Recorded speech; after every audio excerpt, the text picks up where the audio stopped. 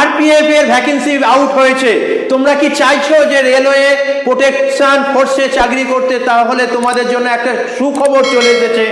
Railway, ভারতীয় railway তার সুরক্ষা বাহিনী নিতে চলেছে। একদম 4660টি ভ্যাকেন্সি বার করেছে। এর মধ্যে সাব ইন্সপেক্টর আছে, এর মধ্যে আরপিএফ এর কনস্টেবল আছে। তো তাই আজকের ভিডিওটা তোমাদের জন্য খুবই গুরুত্বপূর্ণ হতে চলেছে। খুব অল্প সময়ের মধ্যে তোমাদেরকে মূল গুরুত্বপূর্ণ ডিটেলসটা আমি দিয়ে দেবো। চলে আসি ভারতীয় রেলওয়ে কি বলেছে। ভারতীয় রেলওয়ে সাব ইন্সপেক্টর পদের জন্য নেবে হচ্ছে 452টি সাব ইন্সপেক্টর নেবে। এবং কনস্টেবল কতগুলো নেবে? কনস্টেবল নেবে হচ্ছে 4208টি, অর্থাৎ টোটাল সিট হচ্ছে 4660টি। চলে আসি সাব ইন্সপেক্টরের জন্য যোগ্যতা কি কি লাগবে। সাব ইন্সপেক্টরের জন্য যোগ্যতা লাগবে গ্র্যাজুয়েশন বা সমতুল্য। বয়স হতে হবে কত? বয়স হতে হবে 20 থেকে 28 বছর।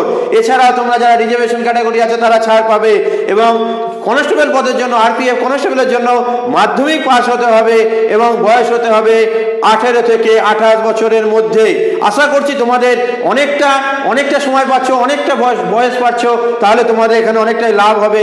এছাড়া চলে আসি কবে থেকে অ্যাপ্লিকেশন করতে পারবে। অনলাইন অ্যাপ্লিকেশন ডেট কবে থেকে শুরু হবে না 15/4/2024, অর্থাৎ এপ্রিল মাসের 15 তারিখ থেকে তোমরা আবেদন করতে পারবে। এবং কত তারিখ ক্লোজিং ডেট? ক্লোজিং ডেট হচ্ছে 14/5/2024, অর্থাৎ মে মাসের 14 তারিখের মধ্যে। এর মধ্যে আমি তোমাদের জন্য আরপিএফ এর এই যে পদ কিভাবে আবেদন করবে এবং তার ডিটেলসটা নিয়ে চলে আসবো। যাই হোক, তোমাদেরকে একটা ইনফরমেশন হিসেবে এই ভিডিওটা দিয়ে দিলাম। এছাড়াও তোমাদেরকে বলি পে স্কেল কত। আরপিএফ এর কনস্টেবল যদি হয় তাহলে তোমার পে হচ্ছে, বেসিক পে কত হচ্ছে 21700, আর যদি সাব ইন্সপেক্টর হয় তাহলে 35400। যাই হোক, বেতনের কথা ভেবো না, কেন্দ্রীয় সরকারের চাকরি আরপিএফ অর্থাৎ রেলওয়ে প্রোটেকশন ফোর্সের জন্য তুমি রেডি হয়ে যাও, নিজেকে তৈরি করে নাও, মেজারমেন্ট এবং ইত্যাদি নিয়ে আরও ডিটেলস ভিডিও নিয়ে আসবো। তোমরা অনেকে জিজ্ঞাসা করছো কিভাবে প্রস্তুতি নেবো স্যার, কোন কোন বই পড়বো। তার জন্য দেখো আমি কিছু বইয়ের লিঙ্ক এই ভিডিও ডেসক্রিপশনে দিয়ে দিয়েছি।